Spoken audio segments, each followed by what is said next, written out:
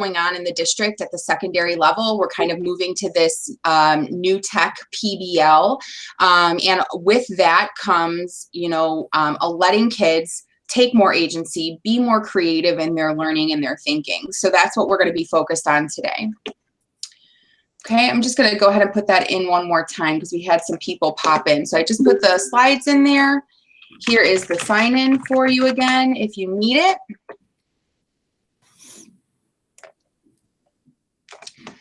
All right, so my information is there. Most of you I know, throughout the years we've met at some point and talked and chatted, but I just want to give you my information in case you need to reach out at any point in time. Some people are really great about it and they reach out to me all the time, and then others I don't hear from, and I don't ever want people to think that you can't just shoot me an email if you need some help with something. Okay, so just to get us started, let's just take a couple of moments to think about something that has made you wonder recently. What were you wondering, and what steps did you take to find the answers? So we're just going to take a few minutes, think about that, something recently. I'm going to stop talking so you can have that think time.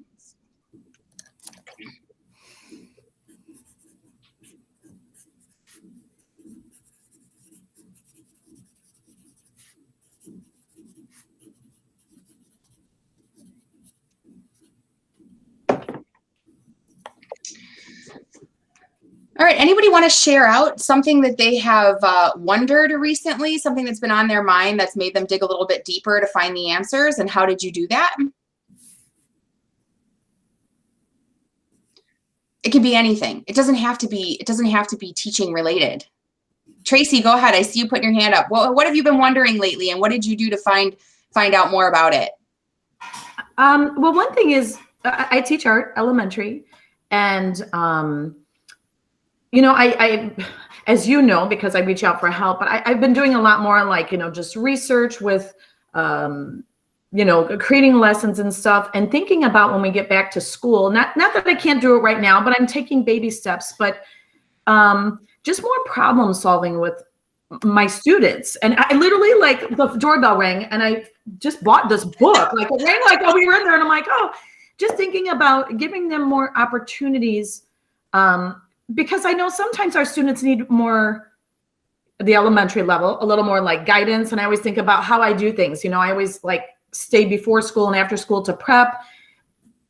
And sometimes they need practice on skills. But I'm starting to think a little bit more about, shifting to, and not that everything is wrong with sometimes a cookie cutter lesson just to teach certain skills, but also mixing it up with a little bit more like how to solve,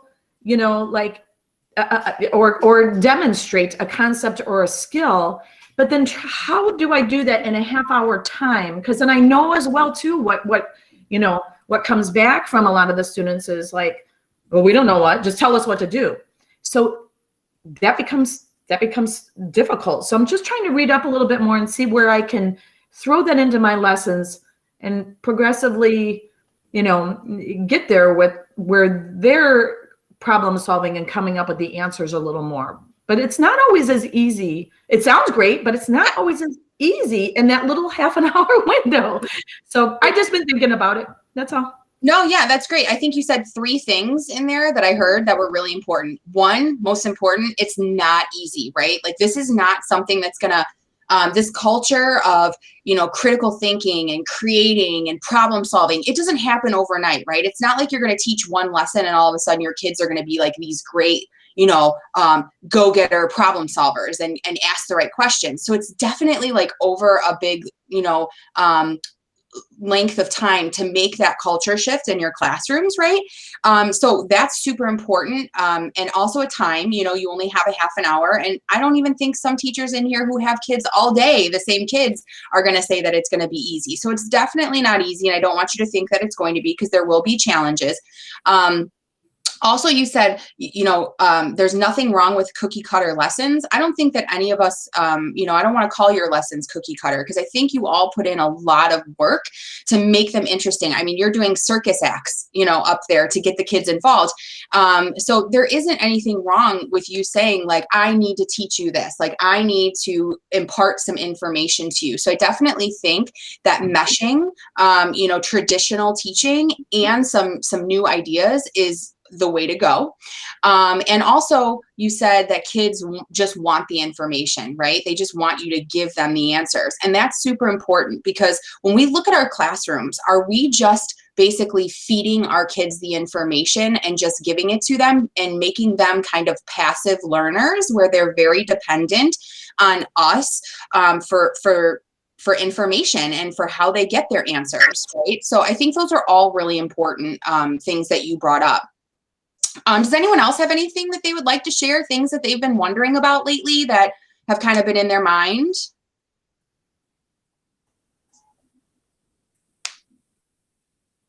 Josiah says, not just dependent on us, but Google as well. Good point. Good point. Yep. So lately, I'll just tell you some things that I've been wondering about. So I don't know how many of you in here have small children at home. I know I'm looking at a few faces, and I know that you do, because we've had conversations previously about it. We've gone through, pregnancies at the same time together.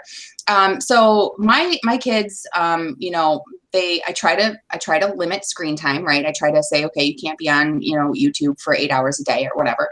But they do have a few shows that they really love. And to me, I look at them and they are so not cool shows, right? But then I'm like, what is so appealing about this? So if any of the parents in the room of young children have ever heard of Ryan's World, any of you have heard of Ryan's World? I see a few, yes, shaking. If you have not, consider yourself lucky. This next guy, his name is Blippi. I have, if I could find the man, I would probably scream at him for hours, because he's just annoying, right? So I'm watching these things with my kid the other day, and I'm thinking, like, what these people have nice houses and they're lit. Like, I started to look them up, right? So this is Ryan. If you don't know who he is, this is him over here. This is Ryan. All right. He is 9 years old. He started in 2015. So he started pretty young on YouTube with his parents, of course. And he is considered a toy influencer. So all he does on his YouTube channel is he plays with toys with his parents and his twin sisters. Super cute family, right? Parents are all into it. They dress up in costume. And he has over 2 billion views, 2 billion views, all right, on YouTube.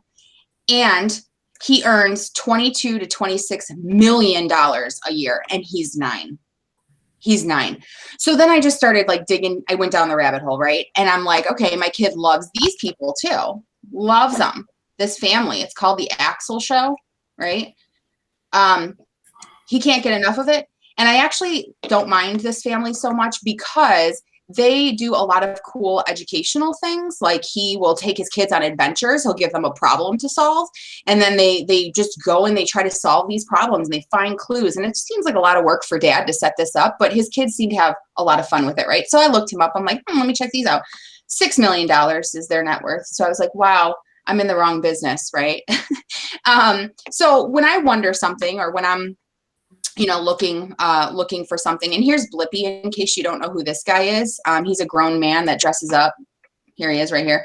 And he does all kinds of cool stuff. So that's Blippi. Don't watch him if you don't have to. I highly recommend not doing that. But when I wonder things, that's where I go. I go to the internet. Okay. And most of us do. Like, our kids are on their phones all the time. We're on our phones and we're going to Google. Like you said, we're dependent on Google. But our kids, when they're interested in something, they're going to go find the answers, right? They're going to go and figure out, how can I learn more about this? So our kids are problem solving. Our kids are thinking and creating. They're just not thinking and creating and problem solving about the things that we're teaching them, right? So how do we bring those two things together? So Wendy says that she thinks that those views are just from her kids. About 1 million of those views. I agree with you with my own situation. Stephen Dahl's looking to adopt any of those children that are making millions a year. And I think like my kids could do that, right? You want to get rich being on YouTube. Oh yeah. So Nick says put ideas in students' head that they want to get rich being on YouTube. Yeah. So unfortunately, it's one of the new jobs that we have in the world is being a YouTube influencer, and it is a job. People make millions and millions of dollars from that. I'm not saying that all of our kids are going to be YouTube influencers, but it's definitely a job option. There's a lot of jobs out there that weren't around 35 years ago or 40 years ago, 50 years ago. And so who knows, maybe you have a YouTube influencer sitting sitting in your class. There was many kids that said they want to be a YouTube influencer. I've had kids that have started channels with that hope. Okay, well, let's look at the bright side. They've started channels and they're creating content, right? So how do we get them to create content about things that are going to make them learn?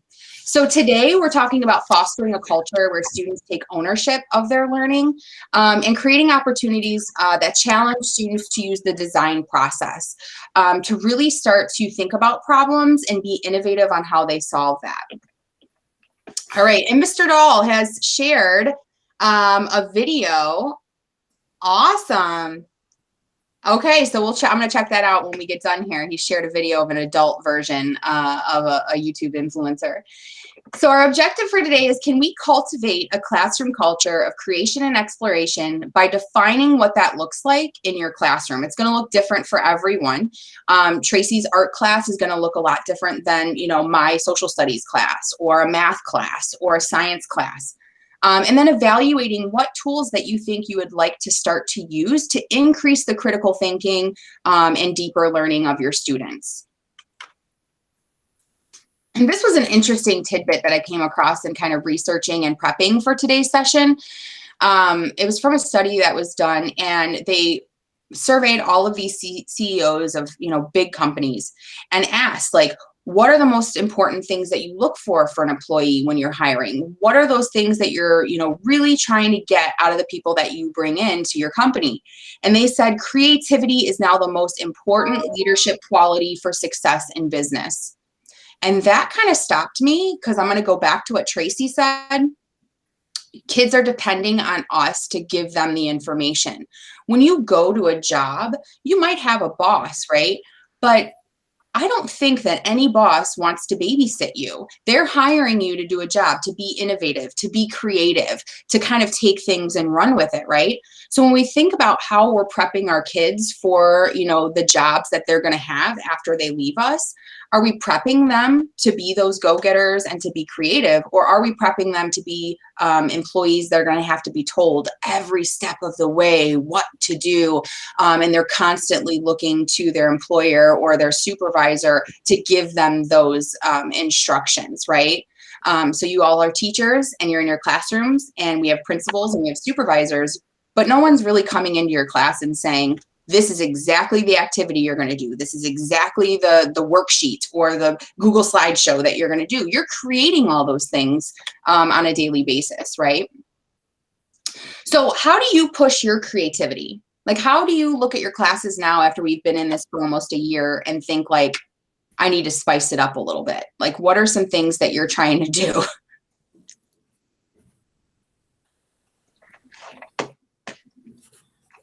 Well, I teach science, and a lot of the concepts are a lot more visual. So I try to use like a lot of YouTube channel videos. Like I found that like the Amoeba Sisters are really great for like the older kids, or like certain like biology channels that I use just specifically that are educational. It helps the kids see it without it being too complicated. Okay, the Amoeba Sisters. I like that. That's catchy. Okay, awesome. So we use YouTube videos. Okay, anyone else throwing in anything? Kind of just to spice it up a little bit. I go to Teachers Pay Teachers every week and look for Google Slides for reading, writing, math, and I at least put Google Slides in once a week. Okay, so you're trying to find some visually appealing things. Mm-hmm.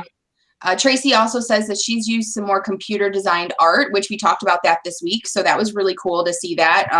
You know, I like to look inside your classroom sometimes because I learn things too. So I learned about circles and that artist that we were talking about. Awesome. Nearpod. Okay, perfect.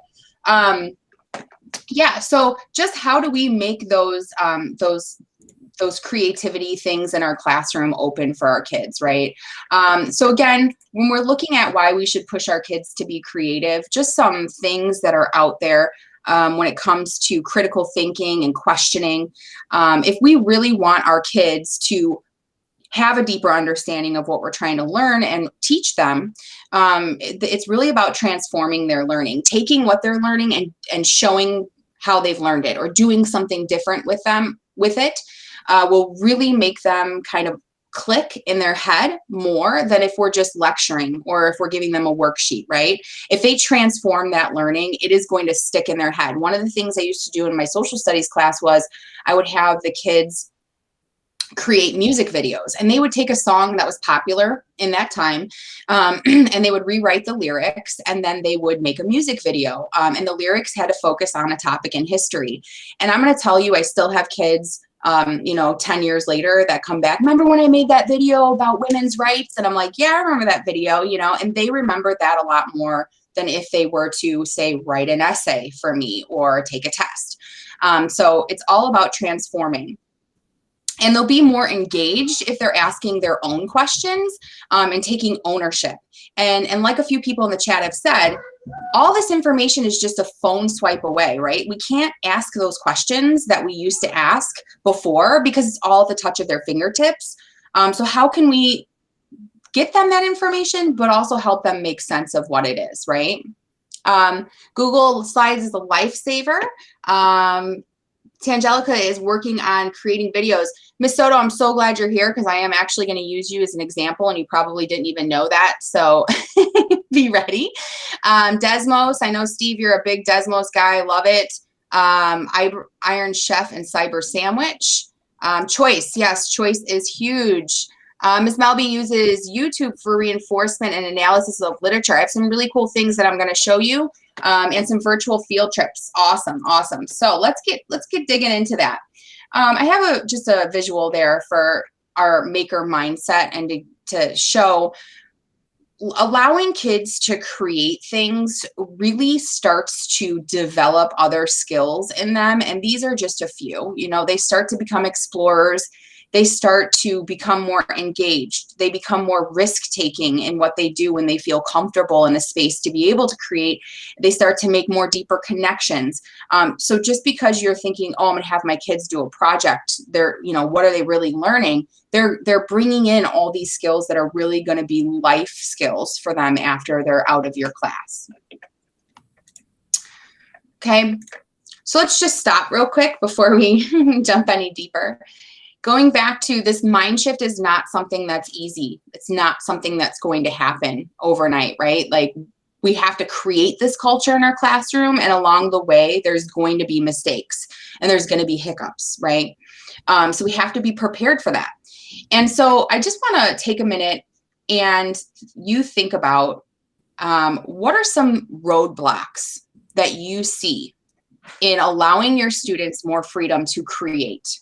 What are some maybe problems that you see with that? And then also, what are some really good rewards that you can see coming out of allowing your students to be more creative, right? So I'm going to put us into some breakout rooms. I'm going to give us 5 minutes to talk with our groups, things that you see as roadblocks and things that you see as rewards of allowing your students more freedom to be creative in the classroom. Okay, I've added a link on the slideshow, and I'll also put it into the chat as well so that it's easier if you need to pull it up in the chat. But if you'd like with your group to add some of those ideas to our Jamboard, I have a place for us to put some challenges and a place for us to put some rewards. Okay, so I'm going to put us into breakout rooms, 5 minutes with your group. Just kind of brainstorm and hash out some things that you feel might be roadblocks and some things that you feel might be rewards to allowing your students more opportunity to create in your classroom. All right. Anyone have questions about that before we go? No. Okay, I'm going to put the link in the chat before we leave. So if you want to click on that and pull that up. Okay. And let me get our breakout rooms going here, and we'll take 5 minutes on the clock.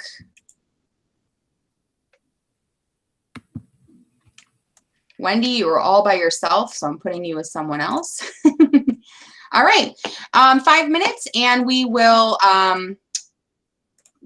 get together and kind of chat for a little while about what we think are some, oh, there we go, are some roadblocks and some positives. All right. Okay. See you all later.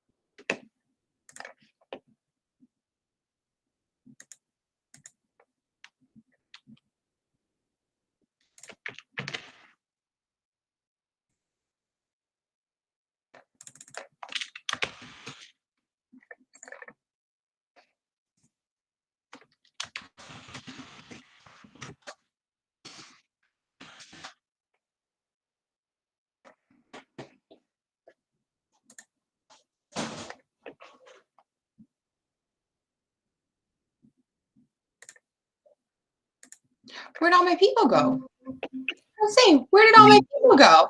Are they coming back to me, or did I lose you all? No, it asked us an extra question because it's recording to when we came back. So it just went from like all of you in there to 0, and I was like, oh, did I just like kick everybody out, you know? All right, thank you all for coming on back. We'll give everybody a minute to pop in here.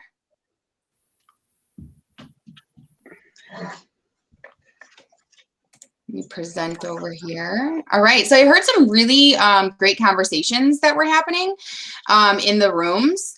And so, of course, you know, the challenges area, we have these challenges that we see as, you know, lack of motivation, technology not working.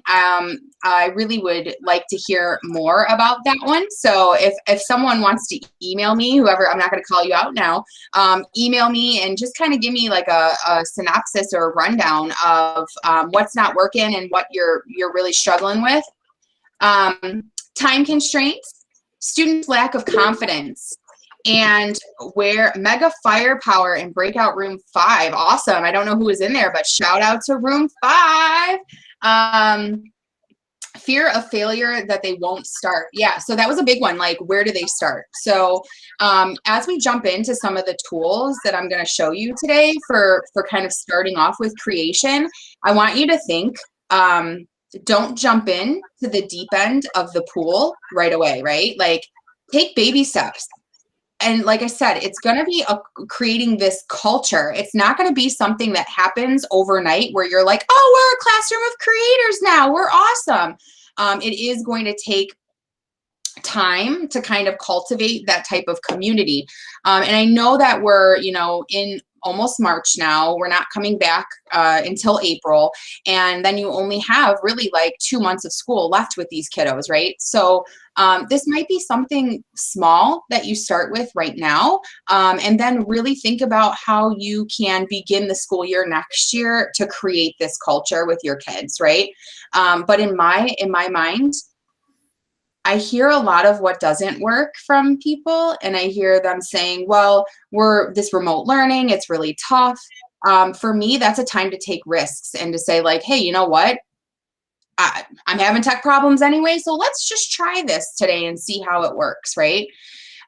So I do understand that there's a lot of concerns about this, and it's on the Jamboard, and you can always add your ideas anytime you'd like onto here. And I really want us to start to build this rewards area, because the only thing we have on there right now is that they would be more engaged and invested in their learning. And engagement is a huge thing. I think it was Mr. Sizemore that was saying, like, I'm just trying things to keep them more engaged, like to make sure that they're into what we're doing, right? Because this is the only way we can reach them. All right. So what are some ways we could start to encourage this kind of creation in our classrooms? How can we get them to stop just consuming passively other people's YouTube content and really start to create their own content? And I want you to remember, as we go through these, you don't have to be the expert. You don't have to know all of these tools. You don't have to know how to do everything. The kids will tell you. The kids will lead you. And so I'm going to call out someone in the room right now. And if you don't want to say anything, you don't have to. But Miss Soto is in here. I think she's still in here. Did she leave us? Where did she go? There she is. Okay, so I think a week ago, Friday at like 3 o'clock, 3:30, 2:30 something, my husband, who's also a School City employee, he's on this call. And I can't help but hear, like, we're working, you know, rooms away from each other, and I hear all this really cool stuff going on, and I'm like, what's going on in here? You know, and I'm being really nosy. And then he tells me afterwards that Miss Soto had a project in her SEL, or some assignments in her SEL, right? And that the kids were bringing all these cool ways to present this information to her. And she was like, what is this? This is cool. Like, how did you make that video? How did you do this? And she had a little, like, kind of just a little, you know, meeting informal after school with these kids and said, show me what you're doing. Right. So Ms. Soto, do you want to talk a little bit about that? Yeah, so I did teach a teacher day, kind of like PD. So same thing we're doing, but reverse, the kids teach us. And so this came from one of their, actually the weather project, but we turned it into a project-based assessment. So I had a kid do a Lego movie. I've seen picture in picture. And so back in the day, I remember when I was in college and we had to record a video. First of all, I was nervous because I thought it was unnatural. And secondly, I never thought to do this massive editing, which I noticed that the kids, without even asking for them to do editing, it's like inherent to them that if I'm going to produce a product, then it must be good. And I just wanted to know how they were doing it. And the interesting thing about that PD that they did was one of the students afterwards says, I was so glad because on Fridays, I'm just bored. And at least now I get to hang out with people and can do other things. So I think if we give our kids the space, they'll do it. And then the other portion of that is that the kids are, if we have another session, the kids will also invite their classmates. So hopefully more kids who feel uncomfortable with the process. It's one thing if your teacher's telling you, but your friend that you've known since kindergarten is teaching you and your teacher's there sitting there clueless, the power shifts. So that was pretty neat to see them do. And I have iMovie now on my phone. Haven't used it yet. But getting there. Yeah, no, I love that. I love that when you said that shift from you as the teacher being the expert to now they are the expert, right? And they can get excited to show you what they know. And some of the things that Nathan came back and said, like, oh, look at this really cool app, and we both got it right away. And like, we were playing around with it. And I'm like, this is awesome. Like, I don't know this app, never heard of it. But now I'm like, let me see what I can do with this, and I'm playing around with it. And I'm kind of, starting to work it into like, how can I use this in my everyday work, right? So I commend you for that. And if you do have another one, I would love to be invited. And so that's one way that you can let kids kind of take control of the learning, is to just have a very informal, even if it doesn't have to be live, maybe it's a Flipgrid where you're saying like, what's one thing, one app, one tool that you love to use or that you've used for your projects before, or something you can teach me, even if it's not education related, like what is something you can teach me, and just let them step into that role as a teacher for a minute. And we'll probably be surprised about what they could teach us. Yeah, and sorry to interrupt. One last thing I remembered. If you don't want to do it live, again, my mind was blown because I'm getting old. But there was one kid who said he couldn't make it, and they do voiceovers of the videos, which I guess is like pretty commonplace. Yeah. So if you can't hold it live, they just do the whole teaching just with the voiceover. They taught me how to do it. I still need to practice, but that's another option too. Awesome. Thank you so much for sharing that. So the rest of this session is really about us exploring a little bit. So I don't want you to feel the need that you have to stick with me. If you have the slides up and you see something, I am very much like that. I'll be doing something and then it's like, squirrel, what's that over there? And I'll jump around. So if that's you, please feel free. You do not have to stick with me. Slides 12 through slide 19 are all kinds of different tools for us to start allowing our students to create. And I'm just going to touch on a few of them. I'm hoping to have more sessions over the next few weeks where we do like deep dives into some of these things.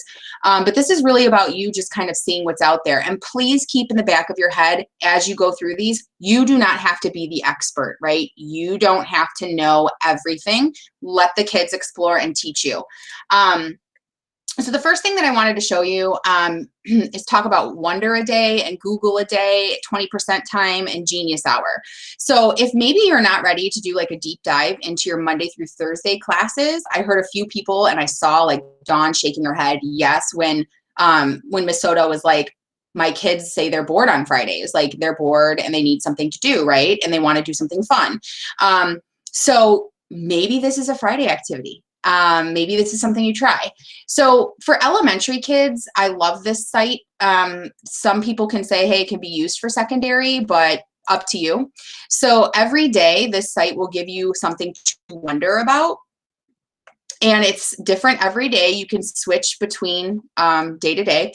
So like yesterday's was the Knights Templar. Like, what do you know about the Knights Templar? And today's is how are wigs made? And so when you click on this, they actually give you a little bit of background about how wigs are made. They give you some questions to think about, videos. They give you ability to kind of dig deeper if you want, words that you might see in the reading that you don't know. There's even a test for you if that's something that you would like to do. And then they have like a dig deeper down here, which I really like. So I do enjoy the wonder of the day. I think it's really a cool place to kind of start with kids, even if it's like just the Fridays, like what's our Friday wonder? And then they're digging into that. Or maybe you're giving them the option to kind of look through any wonder that they want. They can explore wonders here, and they can kind of go into anything. Like my 5-year-old loves a bath bomb, loves a good bath bomb, would want to know, like, where do those come from? How can I make one? There's a lot of different ones on here that would probably interest the kids. Why do wolves howl at the moon? All right. And it's not something that's specifically tied to your content or needs to be tied to your content, but they do have science and math and social studies and language arts and technology and arts and culture. So it's all broken down there. But I really like this one. So if you want to stay here and explore a little bit more, feel free to, but I'm just going to move on to some other tools that we can use. This one I feel is a little bit more for older kids. Sometimes the questions can be a bit complicated, but every day they give you a new question. So for instance, they'll ask you, your question here, an 11-foot bird lives less than 2 miles from these coordinates. What is his name? And then, to find the answer, they will give you some, parameters, like this is an example. So you can start playing. And down here, they have a sports question for today. Okay, and you can use the search bar and, put in MLB official rules and start searching around and finding the answer. And you get points based upon how quickly you answer the question. I did this yesterday, so I know that it's the bat. I'm going to cheat a little bit. And then they give you another question. So it's just a little bit to get your mind thinking, but that's a Google a day. And all of these are linked in our presentation. I've also given you 2 articles about Genius Hour and 20% time, which is something that, has been around for quite some time. But it's all about passion projects and kind of seeing what the kids are interested in.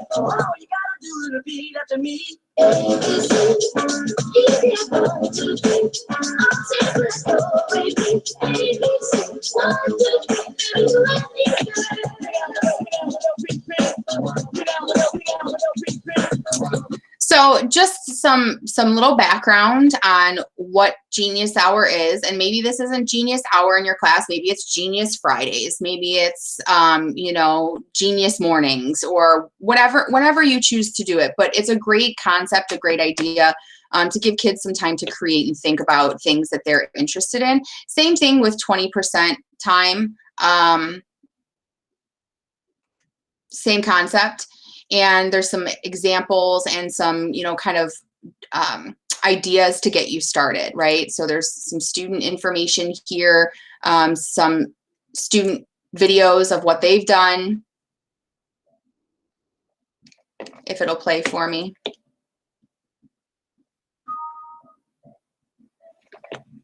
I see people talking about anime in the chat. My daughter's really into that now. She's 13, 8th grade, so maybe that's the right demographic for when they get into the anime. Yes, I will get you the sign-in sheet. 1 second. Okay, this isn't coming up, so I'm just gonna, oh, there it is.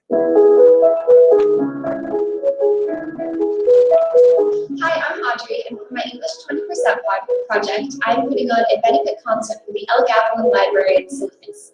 My concert will be the evening of Sunday, April the 21st at Hidden Valley Music Seminars in Carmel Valley. And admission to the event will be one gently used or new book. All proceeds will go to the El Gavilan Library in Salinas. So remember to save the day, and I really appreciate all your help and support for the libraries. Okay, so she's bringing her love of music in to help and with her English project and to actually do a community service projects. So just explore those if you'd like, just some ideas of how you can kind of start small and not just have everything be about creating in projects, but maybe just start with a day or an hour. Using video. So I have here some ideas about how you can change your things you traditionally do in your classroom and use video to do it. So for instance, instead of having students write an essay, what if they could do a video essay? And I have some examples over here. This one's on Hamlet. You know, so if you want to kind of dive into there and see what a video essay looks like, you're more than welcome. For math, having students actually record how they're solving the problem and then using that as like a bank. So instead of you making the videos and always having to create all this content for your kids or going to YouTube and finding someone else, why don't you actually use their peers and have them create videos? And then you can have a folder with videos like, hey, you need to know how to solve a linear function. Here's a video on how to do it. And I didn't make it, someone else made it. Explaining how to do something, a concept or an idea, right? So this is actually a School City of Hammond student. She's in 3rd grade. So whenever the kids are really struggling with something in this teacher's class, instead of her saying, I'll make you a video, because she knows that she doesn't have the time to keep making all these videos for the kids, she'll say, anybody want to make a video? And the kids jump on it and they make these videos. Undo your Flash player is locked. So when you're going to see if you go to ABC on and your Flash player is locked, you would click right here, right where the star and then the camera. There will be a little puzzle piece with a red box and a yellow and a white X. You would click there, manage, and all right, so this little girl is just going to teach the whole class about how to fix the Flash problem, right? Okay, so the teacher just says like, and I've been in her class before, I'm with her every Thursday, we do projects together on Thursdays, and I'll hear the kids go, wait, how do we do that? And she'll say, okay, who's gonna make a video for me? And somebody will say, I'll make the video, and by the end of the day, she has a video of how to do it, and then she posts it, and the kids go there and they know, I can go here and look for a video on how to disable my Flash. Perfect. Yes, Mr. Dahl, the experts, the resident experts in the room. So this is 3rd grade. Okay, so I know that some of my elementary teachers sometimes say, well, my kids can't do that. But I'd really be interested to see what they can do, because these are 3rd graders and they run with it and it's really awesome. So those are some samples there. I also have given you some tools for creation. So Miss Soto was talking about voiceovers. Using Adobe Voice is really popular to do voiceovers, and it's super simple and easy to use. That video that we watched where they were saying like, when you're in school and you're told what to do and when to do it, that was made with Powtoon, which is also really easy. If any of you are from Lincoln Elementary in here, a lot of kids years ago would use Powtoon to create what they called book trailers. So basically, to encourage kids to read books, they would ask kids who read a book to make a trailer, and then they would put a QR code on the book in the library. And so if a kid wanted to see what that book was about, instead of reading the back of the book, they would click on the QR code and it would give them this visual little video about what the book was about, like kind of selling the book. Loom, Flipgrid, and Gimkit, these are all ways for us to create video. I also have some down here. Now these are probably for the older kids because they do require you to have a phone or some sort of device where you can get CapCut, which is from Miss Soto's class. It's awesome. I love it. TikTok. Our kids are making TikToks and they're on TikToks all day long, okay? Why can't they use TikTok to create videos with content that you would actually use in your classroom? All right, so it's not about the vehicle of how they're, getting the information to you, as long as they're getting it, right? They could do a YouTube video, a TikTok video, they could do a Google slide with a voiceover, however they're getting it. And then Snapchat has something called book snaps, which I really like as well. And it's basically where you're kind of analyzing text using Snapchat. Again, please don't freak out and say, I know nothing about Snapchat. I don't know anything about TikTok. The kids are the experts in these things, not you, right? So just let them come with what they create. Some writing ideas for you.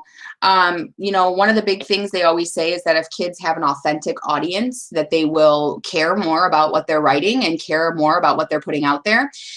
So having your students do a blog that they share with their peers, or maybe even share with another class in your school.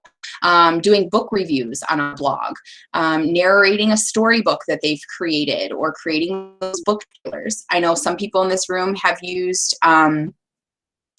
Google Sites, which everyone has access to do book reviews and to create kind of like a book study that they've done. Miss Vega's in here. She was teaching, I think, 4th grade at the time when you did that, Vega. I'm not sure. When you did the Hatchet sites. Yeah, so 4th grade, or maybe a concept that they've learned in class where you want to say, okay, show me what you've learned. So just keep those in mind as some things that kids have access to right now. They can start using them immediately. Assessments. Why not let your kids create the assessments, right? Why not say, okay, I need a 5-question Google form from you on linear equations. You know, give me 5 linear equations, and we're going to give that to your peers and see how they do. Now, you all know some kids are going to turn in great stuff and other kids are going to turn in, you know, but you can take the great things and put them in your backpack and keep them for the next time that you teach that content area, right? So it's just kind of curating resources for you. Okay. So I want to give you a few minutes, poke around in there, click on some links. All of those are links. So if you click here, it'll take you right to that website. So take about 5 minutes before we're out of time and kind of poke around, maybe read one of those articles on Genius Hour 20% time. And we'll come back in just a few minutes to kind of wrap up.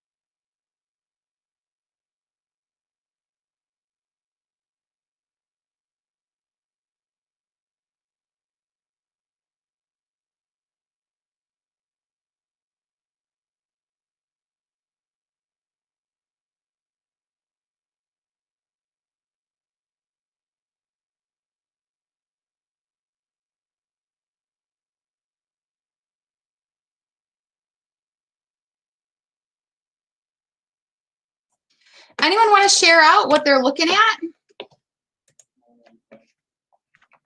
Or put it in the chat? Wonderopolis. Oh, okay, awesome. Awesome.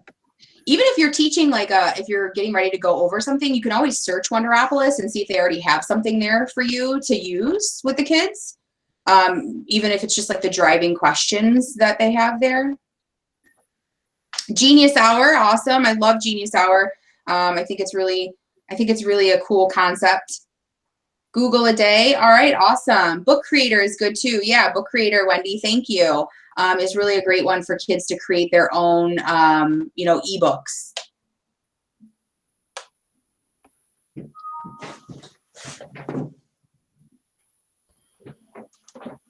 Sorry, one second, everybody.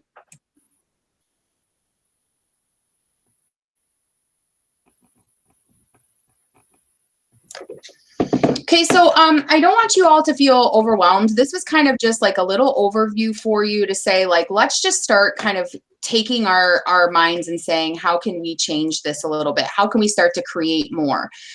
So I hope that in the next few weeks, I'm going to do kind of a deeper dive on some of these concepts. Like, how do we start to create those questions to make sure that they're asking the right questions? How do we start to figure out how, because that was one of the big ones, how they know where to go, right? So where do they start? Where, what is the starting point?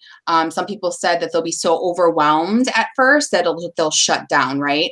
So I'm hoping to dig into some of these things that you all have brought up in the next few weeks. But I would really like if you take something, if you use Wonderopolis next week in your class, just share out with me like how that went, or did you like it, or did the kids like it? Give me some feedback about what those things looked like in your class. Okay, I'm going to be sending you all your PGPs and a little evaluation and exit ticket of today's session. So just keep a lookout for that. And then you have some resources there as well if you want to, if you're curious and you're wondering and you want to dig a little bit deeper into this concept and see some resources that I used. Okay. Hey, Alicia, can I ask you a quick question? Yeah, of course. And usually, like I do with most stuff, but like I was looking at the Wonderopolis with the arts and culture. Do you know if they narrow it down to like kid-friendly pictures, sculptures, things, or does that take a lot of review? Because it's a little difficult, you know, with the elementary. Like, you know, I'm always very, very cautious, you know, because some of the guys aren't ready for things yet, or to understand that, hey, this is the human body, but you know, and I don't want to get into any hairy situations with parents. So I just, no, I have not ever seen anything that is inappropriate on there, but I'm not going to 100% say that there isn't, you know what I'm saying? So this is very geared education towards kiddos. And so I'm going to go with, they're probably vetting it pretty, you know, pretty well on what they're putting up there. But I can't say 100% that they don't. Okay. I just didn't know if you had any insight. Thanks. Yeah. What is circular breathing, huh? I don't know. Maybe I'll look that one up. Anyone else want to share out or have questions before we go? Because we're at the end of our time and I know you all are busy and today's supposed to be a day for you to take some time for yourself. So I don't want to keep you longer. Lauren says she's going to look into book snaps. Awesome. Lauren, if you do and you use it with your kiddos, let me know, because I think it's a really great activity as well to kind of bring their analyzing of that text and that reading of that text to another level.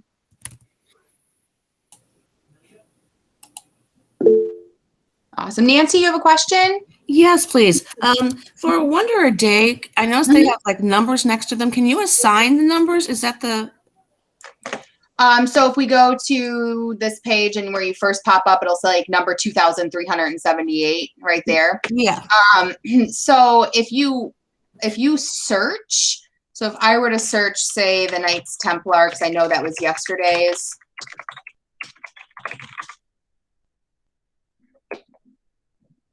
Right here, they do all have numbers, so you can assign a random number if you wanted to. I think if the kids, so let me search in here, I'll search a number. If I can search a number. So 450 was, what is a sinkhole? So you could assign a random number and have them pick a random number and then they can, you know, search that way. Okay, thank you. Soto, book snaps are on, I added that to slide number 15, and there's actually a live link there for book snaps. So if you go to slide 15 and you click on that link, it'll take you to what are book snaps. Yeah, Wendy, I'm going to email you the exit ticket. So I'm going to email everybody the exit ticket after this is over and the evaluation and everything. No problem, because I have to jump on another one too. They're back to back today. All right, everybody. If you have questions, reach out. If you try something, please let me know. I would love to hear your feedback of how this works with your kiddos, what age group, all that stuff. So just keep me posted on what's happening. Thank you. Thank you. Have a great rest of your Friday, everybody. Thanks, too. Thank you.